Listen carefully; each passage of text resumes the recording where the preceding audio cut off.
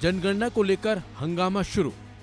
अमित शाह के बयान पर क्यों भड़क उठा विपक्ष। केंद्रीय गृह मंत्री अमित शाह के बयान के बाद भारत में जनगणना का मुद्दा एक बार फिर गर्मा गया है। भारत में जनगणना कब होगी, इसे लेकर अब बयानबाजी शुरू हो गई है। बिहार में राजद की तरफ से इसी पर प्रतिक्रिया आई।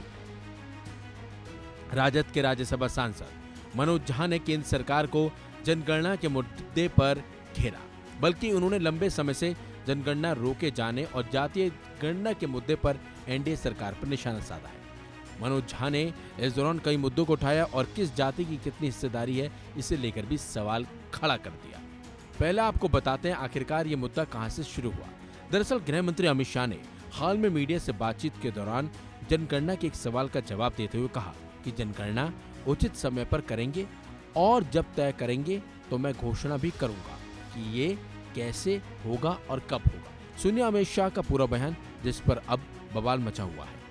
वो करेंगे, कोई डेट बता सकते हैं? उचित समय पर करेंगे, आप चिंता मत इसी से करो। जुड़ा हुआ एक और सवाल जब तय करेंगे तब मैं घोषणा करूंगा कैसे होगा, कब होगा, कैसे होगा। गृह मंत्री की इस प्रतिक्रिया के बाद सियासी दलों की ओर से बयानबाजी शुरू हो गई है। राजद सांसद मनोज झा ने कहा कि 2021 के बाद जनगणना ही नहीं हुई। इस देश में ये पहली बार हुआ है कि इतने लंबे समय से जनगणना को रोका गया हो।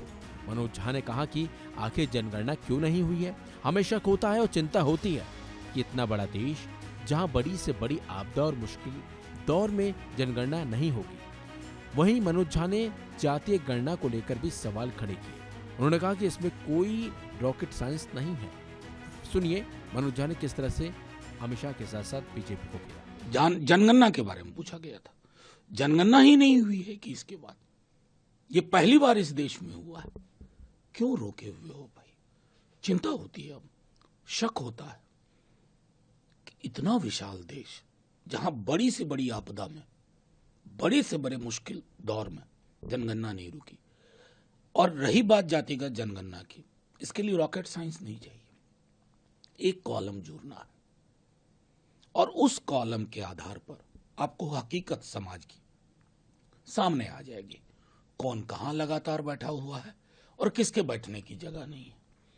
अगर ये हम नहीं हासिल करना चाहते तो जाहिर तौर पर हम उसी व्यवस्था को बनाए रखना चाहते हैं कि 2.5, 3, 4% लोग 96% की तकदीर का लगातार फैसला करते रहे। अमित शाह के इस बयान के बाद हंगामा मचना अब पक्का है, जिसकी शुरुआत आरजेडी सांसद ने कर दी है। फिलहाल इस खबर में बस इतना ही। अपडेट्स के लिए बने रहिए वन इंडिया हिंदी के साथ।